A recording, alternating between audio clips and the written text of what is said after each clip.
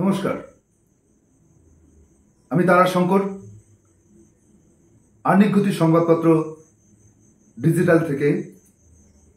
আজকের নির্বাচন, সাধারণ নির্বাচন 2024 লোকসভা নির্বাচনের ফলাফল ঘোষণার থেকে মাত্র আর কয়েক ঘন্টা আগে আমরা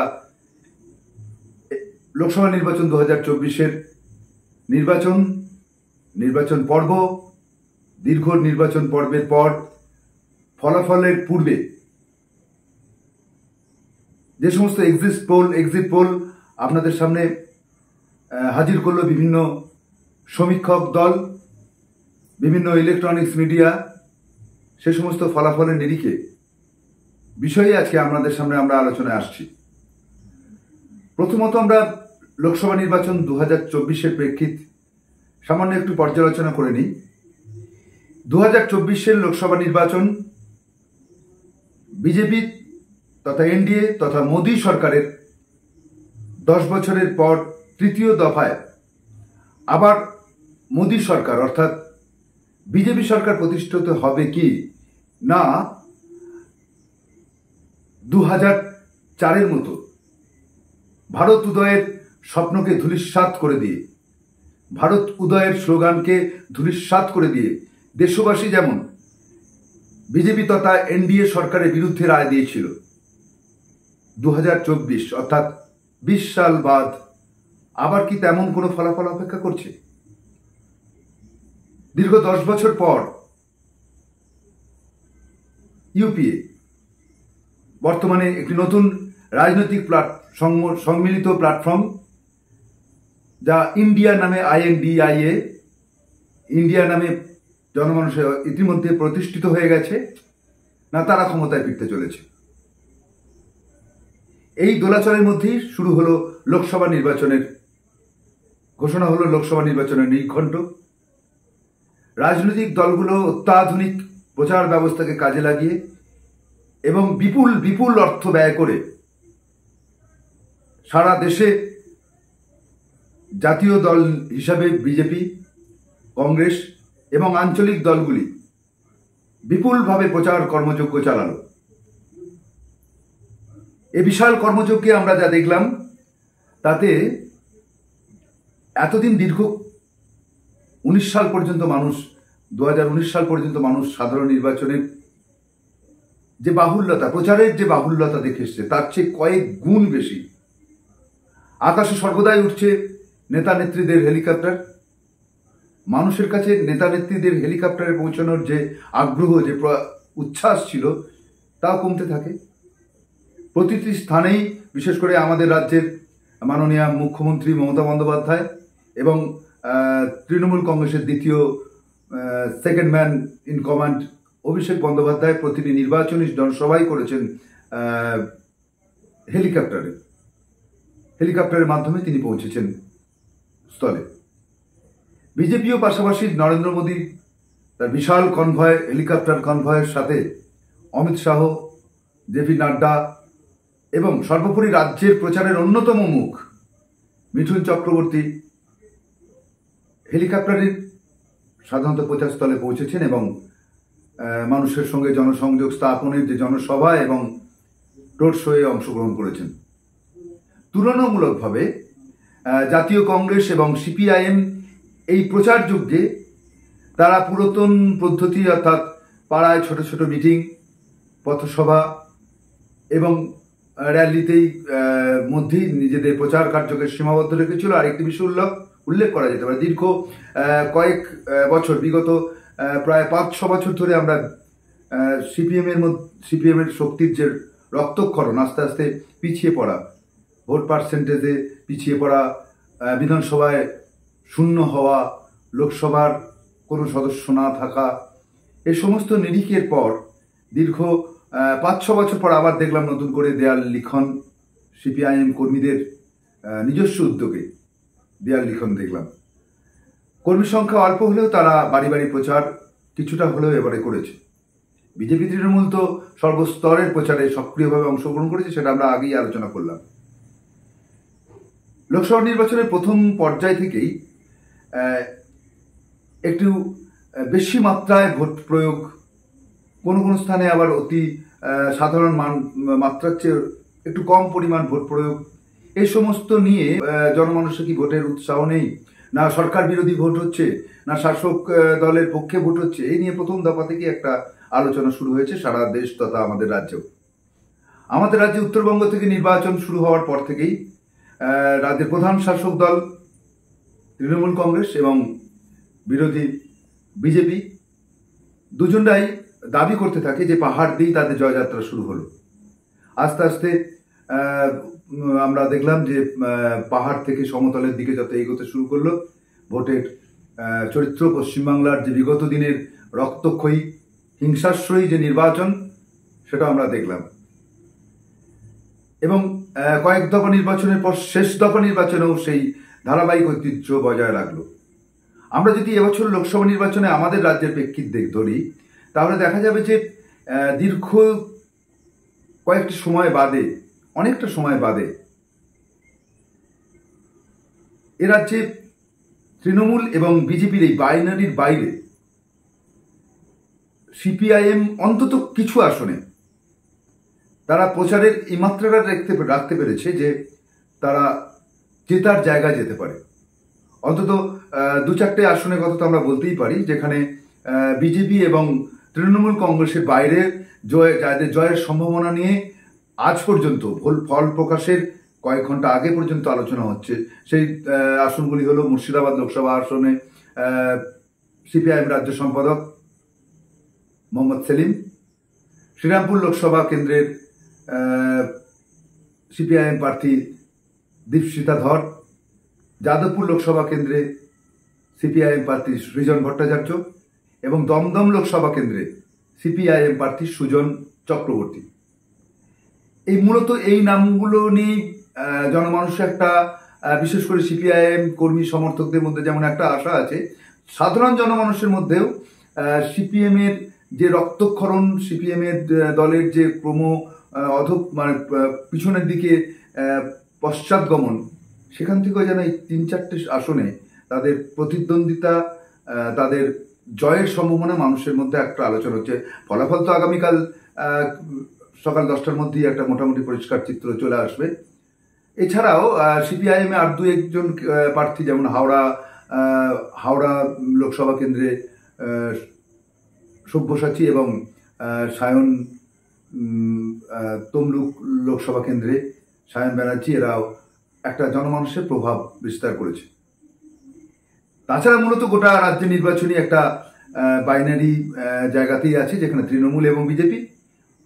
এটুকু হয়তো বামপন্থী কর্মী এবং সাধারণ মানুষের মধ্যে একটা আলোচনা ছিল ভোটের আগে থেকেই যে বামপন্থীদের এবং কংগ্রেসের একটা ভোট পার্সেন্টেজ বাড়বে। উল্লেখ করা যেতে পারে কংগ্রেসের আসন সংখ্যা পাওয়ার নিরিখে বহরমপুরের অধীর চৌধুরী আসনটি স্বাভাবিকভাবেই দীর্ঘদিন জিতে আসছেন। এবছরও কংগ্রেস কর্মীরা আশা করছে এবং অধীর চৌধুরী বাবু নিজেও দাবি করেছেন বহরমপুর আসনে তিনি বিশাল মার্জিন, গতবারের মার্জিনের চেয়েও বেশি ভোট নিয়ে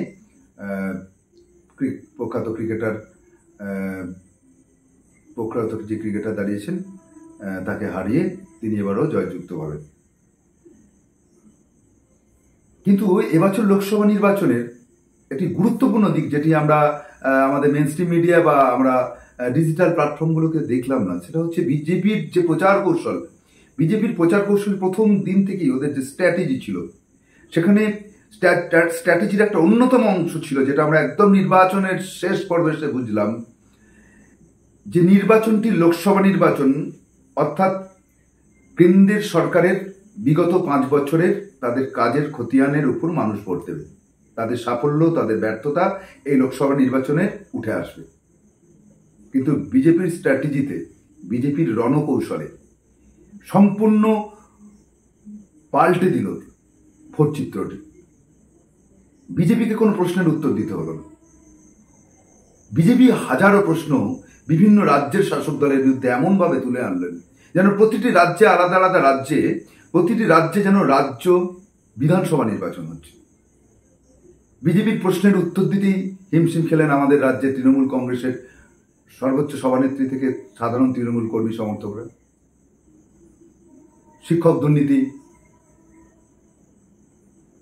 সর্বশেষ সন্দেশখালী এবং চিটফান্ড ইস্যু থেকে আরম্ভ করে বিভিন্ন হাজারো দুর্নীতির ইস্যু, কয়লা, বালি, তার সহ রেশন দুর্নীতি, সমস্ত বিষয় নিয়ে তীক্ষ্ণ বাণে বিদ্ধ করল বিজেপি নেতারা। অথচ হওয়ার কথা, বিজেপি বিগত 5 বছরে দেশের শাসনে কত শতাংশ মানুষের কর্মসংস্থানের ব্যবস্থা করল? কৃষির পণ্যের কৃষকদের আর্থিক অবস্থা কি উন্নতি করল? সরকারি চাকরি বা বেসরকারি কর্মক্ষেত্রে কর্মসংস্থান কতটা হলো? রাসায়নিক সারের দাম বৃদ্ধি, পেট্রোল ডিজেলের দাম বৃদ্ধি, রান্নার গ্যাসের দাম বৃদ্ধি, এছাড়া ব্যাংকিং সিস্টেমের বেসরকারীকরণের দিকে এগিয়ে যাওয়া, ব্যাংকের মার্চ করা, এই সমস্ত আর্থিক প্রশ্নের জেরবার হওয়ার কথা বিজেপি তথা এনডিএ তথা মোদী সরকার। সেই প্রশ্নের অভিমুখ উল্টো দিকে ঘুরিয়ে দিল বিজেপির রাজনৈতিক কৌশল। তারা প্রতিটি রাজ্যেই সেই রাজ্যের শাসক দলের বিরুদ্ধে এমন প্রশ্ন তুলতে শুরু করলো, সেই রাজ্যের শাসক দল ডিফেন্ড করতে করতে, অর্থাৎ আত্মরক্ষা করতে করতে এই প্রশ্ন করার শক্তি হারিয়ে ফেলল। তারা পাল্টা প্রশ্ন করতে পারলো না। আর বিগত 5 বছরে মোদী সরকার কতজন মানুষের কর্মসংস্থান করেছে? সরকারি চাকরি, বিশেষ করে ব্যাংক, রেলের কর্মসংস্থান বা নিয়োগের ক্ষেত্রে কি ভূমিকা বর্তমান কেন্দ্রীয় সরকারের রয়েছে? রাসায়নিক সারের দাম ক্রমবর্ধমান, কৃষকরা ফসলের দাম পাচ্ছে না, সারা দেশ জুড়ে কৃষক আত্মহত্যার ঘটনা অহরহ ঘটে চলেছে। এই সমস্ত প্রশ্নে বা ব্যাংকের বিভিন্ন রকম ক্রিয়াকর্মে, জিএসটির বিভিন্ন রকম ক্রিয়াকর্মে ছোট ছোট ব্যবসায়ী, ক্ষুদ্র ব্যবসায়ীরা বিপর্যস্ত। সে সমস্ত প্রশ্ন বান ধেয়ে আসার কথা বিজেপি তথা এনডিএ তথা মোদী সরকারের দিকে। উল্টোটি দেখল দেশ তথা রাজ্যের জনগণ। এবার আমরা আসি আগামী কালের ফলাফল। আমরা দেখলাম ফলাফলের আগেই প্রতি বছরের মতোই শুরু হয়েছে এক্সিট পোল। বেশিরভাগ এক্সিট পোলে আমরা দেখলাম যে বিজেপিকে 350 থেকে ন্যূনতম 350 থেকে কিছু কিছু মেইনস্ট্রিম মিডিয়া যারা 400 পার করে দিল, আপকা বার 400 পার, এই স্লোগানকেই তারা স্বীকৃতি দিল। আমরা আবার ক্রমাগত দেখে গেলাম বিগত কয়েকদিন ধরে যে এই মেইনস্ট্রিম মিডিয়ার বাইরে যে সমস্ত ডিজিটাল প্ল্যাটফর্ম, ইউটিউবার্সরা আছেন যারা রাজনৈতিকভাবে সচেতন, তারা বারবার বলতে চাইছেন যে মোদী সরকার এবছর এই আসন পাবে না। এই দোলাচলের মুখেই আগামীকাল ফলাফল ঘোষণা। কিন্তু একটি বিষয় একদম পরিষ্কার, যে কি কারণে এখনো পর্যন্ত বিভিন্ন রাজনৈতিক দল এই এক্সিট পোলটিকে এক্সিস্ট করছে। কেন তারা বিরোধিতা করতে পারছে না যে লোকসভা যে কোনো নির্বাচনের প্রাককালে বা ভোট গণনার আগে এরকম একটি নির্বাচনের ফলাফল ঘোষণা হয়ে গেলে যারা বিরোধী কর্মী বা শাসক দলের কর্মী হোক, সাধারণ মানুষের মধ্যে যে একটা নেগেটিভ ইম্প্যাক্ট পড়ে, সমাজের মধ্যে যে ভয়ের বাতাবরণ সৃষ্টি হয়, সে বিষয়ে কেন রাজনৈতিক দলগুলো তাদের বিষয়ে সোচ্চার হচ্ছে না? শাসক দল তাদের জয়ের পক্ষে দেখাচ্ছে, তারা সোচ্চার হবে না। বিরোধী দলের ভূমিকা কি এক্ষেত্রে? এছাড়া আমরা দেখলাম যে বেশিরভাগ ক্ষেত্রে সমস্ত মেইনস্ট্রিম মিডিয়ার ফলাফল প্রায় একই, এবং বিগত এক্সিট পোলের আগে নির্বাচনের প্রাককালে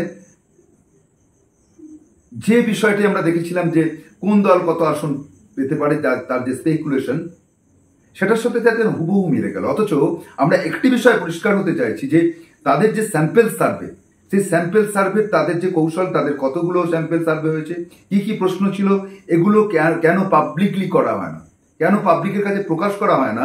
প্রতিটি সংস্থা পাবলিকের কাছে প্রকাশ করুক তারা কি কি প্রশ্ন রেখেছে, কে প্রশ্নের উত্তর দিয়েছে, কাকে করে, কতজন উত্তর দিয়েছেন প্রশ্নদাতা, কত লোকসভা কেন্দ্রে যাওয়া হয়েছে, কত জেলা কভারেজ করা হয়েছে, কত বিধানসভা কেন্দ্র কভারেজ করা হয়েছে, মোট জনসংখ্যার কত পার্সেন্ট, মোট ভোটারের কত পার্সেন্ট, এবং তার বাইরেও সংখ্যালঘু সম্প্রদায়ের মানুষ কত, মূল জনজাতির হিন্দু উচ্চবর্ণ কত, যে সমস্ত প্রান্তিক স্তরের মানুষ আছে তারা কত, অন্যান্য সংখ্যালঘু সম্প্রদায়, শিখ জৈন সম্প্রদায়ের মানুষ কত।